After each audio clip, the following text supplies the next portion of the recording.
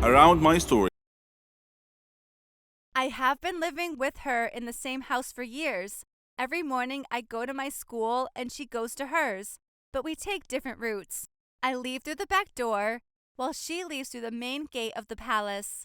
I see her getting into her car and everyone serves her, but I don't have time to look at her and wish to be in her place because I have to catch the bus to go to school.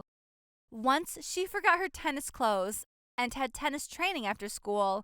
She asked me to go back to the palace and get them for her in the club. Of course, I agreed. I had no other choice.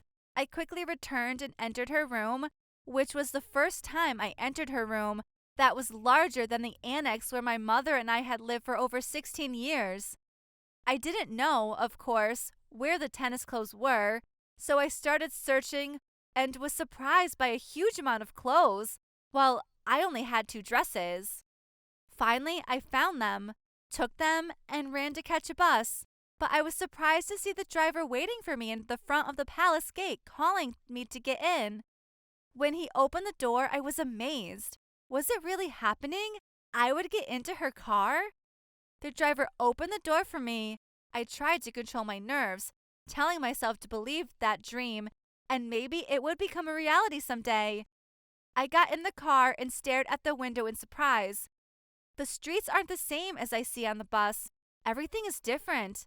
Life, feeling, and the streets. I finally arrived at the club and went in after telling them her name, Luna. Everyone was different. They were all happy. She was standing with a group of friends, one of whom was very handsome and kept smiling at me. I smiled back at him, but she noticed and approached saying, Maya, why are you late? But I wasn't late. Then she said to me, What are you wearing? I said, My dress. What is wrong? She looked at me strangely, laughed, and said, Wait for me. I won't be late. I sat watching the match, and then we moved and got in the car. This time, my feeling was different. I was sitting next to her, and the only difference between us was the price difference between our dresses. When we arrived, she told me to come to her room to discuss something important. I followed her without saying anything. She opened her closet and started pulling out clothes. Then she said, I think these will look good on you. I asked her why.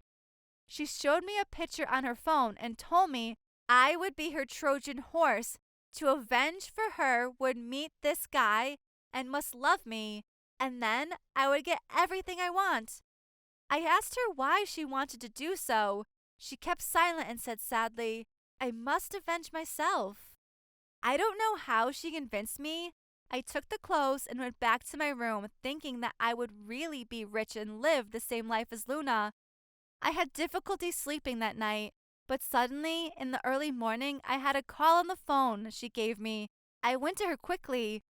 She looked at me with admiration and then started telling me about Andrew, and according to her plan, I went to the place he likes to go to a lot. Honestly, when I look in the mirror, I didn't know myself, so he would like me. When I entered the place, I noticed that many eyes were on me, but I didn't know if it was because I was new there or if they were drawn to my beauty. I sat at a table near him and his friends, and after exactly 3 minutes, he came over and asked if it was my first time there.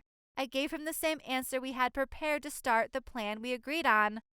I told him I used to come there before I traveled to London, and then we talked about many things, and even exchanged phone numbers, and agreed to meet up, and we kept meeting almost every day.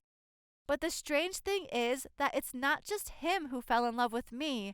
I also loved him, but I can't love him for many reasons. I kept thinking whether he could have loved me if he saw me before, or he just loved Maya, the rich girl who came back from London. Suddenly, she told me to disappear from his life, that she had reached what she wanted. She told me not to answer his calls and to disappear from all the places we used to go. Her words hurt me deeply. I won't see him again. It's over. My dream turned out to be a nightmare. I lived the life of the rich, but my heart was broken. Maybe she had the same feeling because of him one day. What did I do wrong? But I was the one who was wrong. I shouldn't have to love him. What should I do now? Can someone advise me?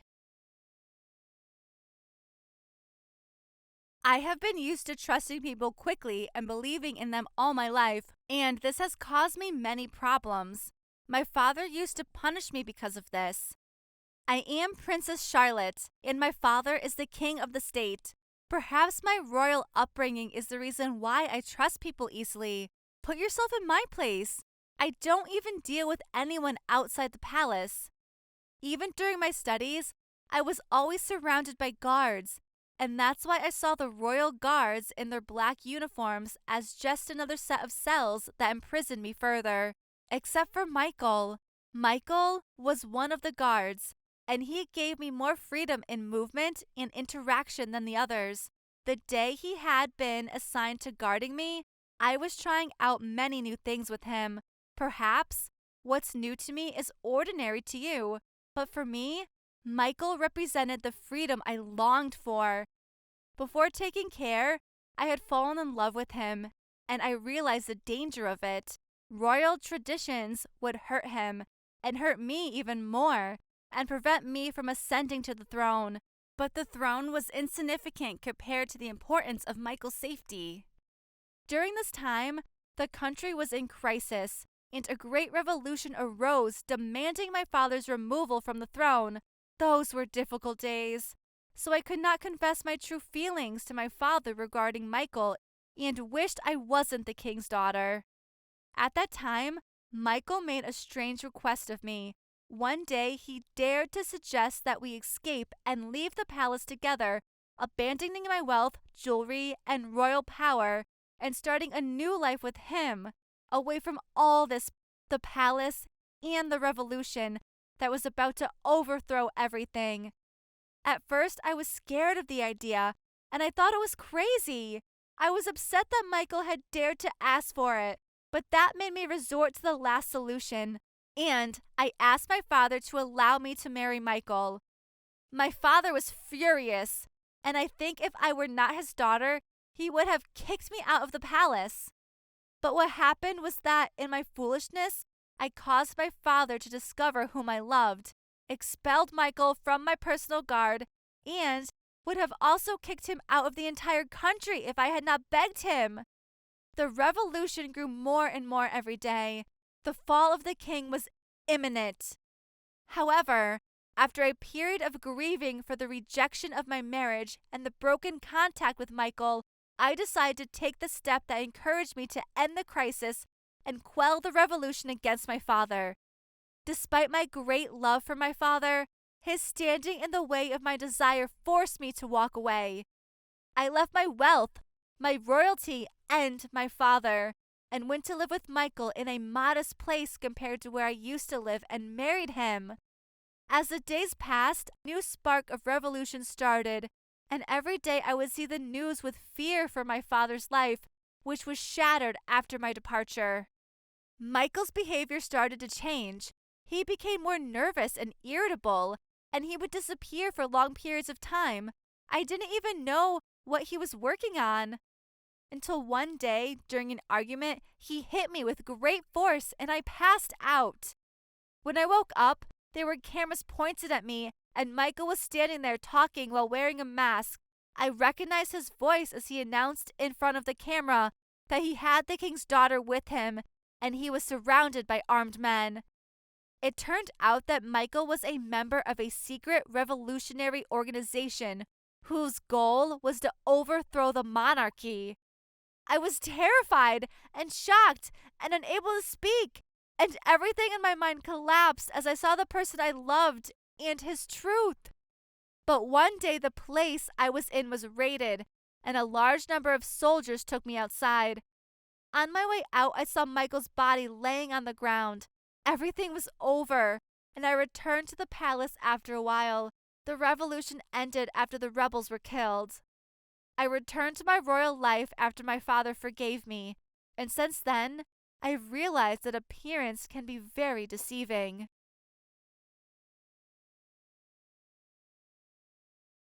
I'm Martina, 17 years old.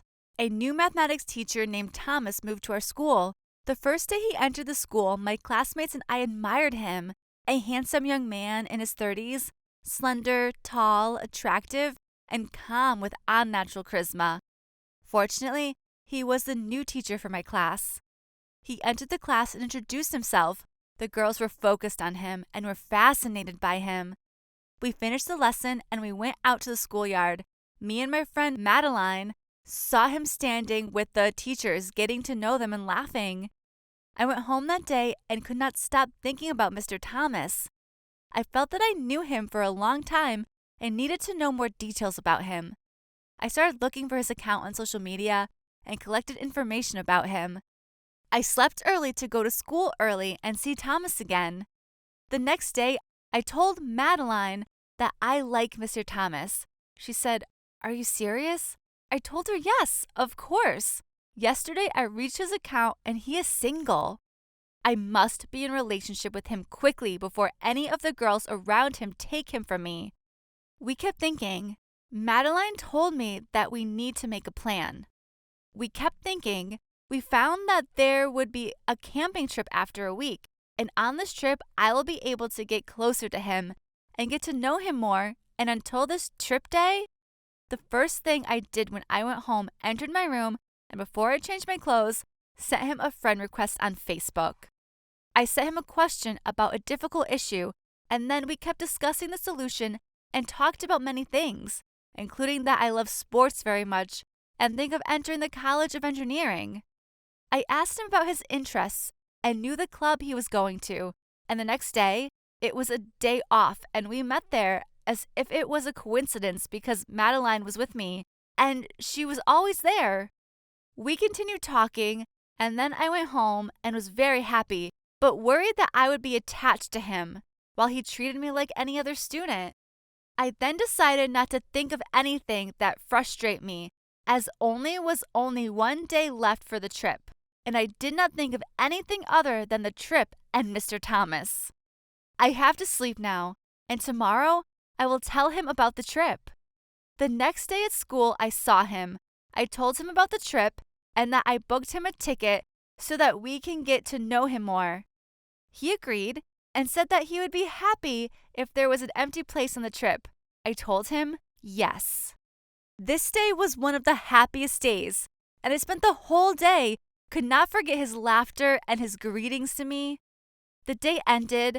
Madeline and I went home to prepare the suitcase for the trip. I didn't know what to take or leave. We finally finished preparing the bag, and I had just a few hours left to meet Thomas and stay there for 4 whole days. We all gathered in front of the school, and the bus was there, and most of the students were there, but Thomas still didn't come. I was worried that he wasn't coming, and I was very upset, but suddenly I found Madeline telling me he was the one coming there. I looked. He really was, but he had a very sweet girl. They were coming to us happy with big smiles on their face. I found the girl approaching me saying, "You're Martina. Thomas talked to me a lot about you and your enthusiasm and activity. Thank you for the trip. We needed this trip a lot since we came back from Paris, but he was busy." I heard all of her words and couldn't utter a single word. All of them got on the bus and I went home, not realizing what happened until now. I could not stop thinking about it and do not know what to do.